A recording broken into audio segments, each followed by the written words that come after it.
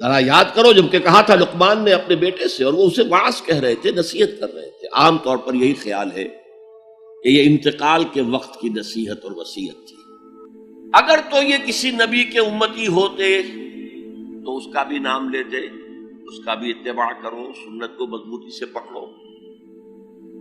جیسے شیخ عبد القادر جیلانی کی وصایا ہے جو انہوں نے اپنے بیٹے کو کی، شاہ ولی اللہ دہلوی کی وصایا ہے.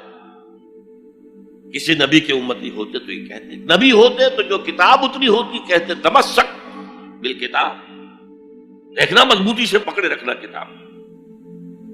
یا خذ الکتاب بقوہ وآتیناہ الحکم صبیہ، کتاب کو مضبوطی سے تھامو. اس کی کوئی یہاں تلقین نہیں. اچھا، جزائے اعمال کے بارے میں تو کہا اعمال ضائع نہیں ہوں گے. انسانی اعمال نیکی کے ہوں بدی کے ہوں ان کا نتیجہ نکل کر رہے گا، لیکن یوم قیامہ، آخرت، وزن اعمال، جنت، دوزخ، جو امور صرف نبی کے ذریعے معلوم ہو سکتے ہیں ان میں سے کسی ایک کا بھی ذکر نہیں. لہذا نہ وہ کسی نبی کے امتی تھے نہ خود نبی تھے. صرف فطرت، عقل سلیم، فطرت سلیمہ کی روشنی میں جہاں تک انسان پہنچ سکتا ہے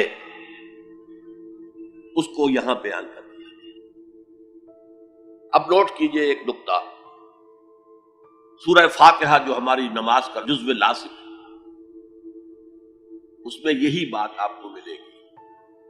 ایسا شخص ہے جو پڑھ رہا ہے الحمدللہ،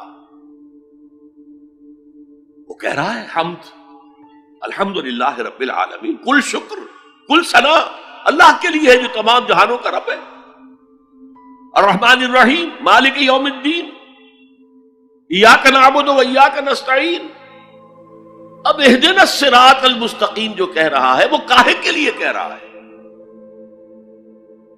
یہ کس شخص کو ریپرزینٹ کیا جا رہا ہے؟ کون ہے یہ؟ کس کی دعا یہاں نقل کی جا رہی ہے؟ یہاں قل بھی نہیں ہے، اور آخر میں قل اعوذ برب الفلق قل اعوذ برب الناس وقل رب زدنی علما، یہاں تو نہیں ہے. اور یہ پورے قرآن مجید کی ام الکتاب، الفاتحہ، الشافیہ، الکافیہ، ام الکتاب. اس کا اصل مخاطب نوٹ کیجئے، قرآن مجید کا اصل مخاطب وہ سلیم الفطرت اور سلیم العقل انسان، جن کے اندر نیکی بدی کا شعور بھی موجود ہو، جو نیکی کی راہ پر چلنا چاہیں اور بدی سے بچنا چاہیں. وہ جو یہاں آیا پھر وہ اللہ سے عہد کر کے اللہ تیری ہی بندگی کریں گے، پرستش کریں گے، تیرا شکر کا حق یہی ہے کہ تیری بندگی کرے، تیرا ہر حکم مانے. البتہ یہ کام بہت مشکل ہے، زندگی کے ہر معاملے میں تیرا حکم ماننا آسان نہیں، لہذا تجھ ہی سے مدد چاہتے ہیں. ایاک نعبد و ایاک نستعین. جیسے کہ حضور ہر نماز کے بعد دعاؤں جو مانگتے تھے ان میں سے اللہم اعنی علی ذکرک و شکرک و حسن عبادتک، اے اللہ میری مدد فرما کہ میں تیرا ذکر کر سکوں، تیرا شکر ادا کر سکوں، کما حقک، جیسا کہ تیرا حق ہے، اور حسن عبادت کا حق ادا کر سکوں. اب وہ ہدایت جو مانگی جا رہی ہے وہ انفرادی بھی معاملات ایسے ہوتے ہیں کہ جن میں انسان گھبرا جاتا ہے کہ یہ نیکی ہے یا بدی ہے. حضور نے فرمایا الحلال بین الحرام بین وبینہما مشتبہات. یہ جو درمیان میں آدمی کھڑا ہو جاتا ہے ٹھٹک کر، اور پھر سب سے بڑھ کر نظام اجتماعی، اس تک عقل رہنمائی نہیں کر سکتی. عقل انسانی مجبور ہے کہ گھٹنے ٹیک کر اللہ سے دعا کرے اہدنا الصراط المستقیم. یہ تین ڈائمنشنز ہیں عورت اور مرد کے درمیان، توازن، حقوق اور فرائض کا، سرمایہ اور محنت کے درمیان توازن، اور جو بھی حکام وقت ہوں اور عوام ان کے درمیان توازن، یہ انسان کے لیے ممکن ہے. یہاں انسان مجبور محض ہے کہ ہاتھ جوڑ کر دعا کرے. اور دیکھیے اسی کا ثبوت کیا ہے، جب اس اہدنا الصراط المستقیم کا جواب شروع ہوا ہے، یہ تو سوال تھا نا، سائل بن کر ہم نے کہا، اور اب سورہ بقرہ سے جواب شروع ہو رہا ہے۔ دیکھو یہ ہدایت کی کتاب ہم تمہیں دے رہے ہیں، الف لام میم، ذالک الکتاب لا ریب فیہ ھدی للمتقین، یہ ہدایت ہے صرف ان کے لیے جو بچنا چاہتے ہیں، جسے کانٹ نے کہا ہے مورل لا ود ان۔ اس نے کہا کہ وجود ہستی کے دو دلیلیں ہیں سب سے بڑی، the starry heavens above and the moral law with in.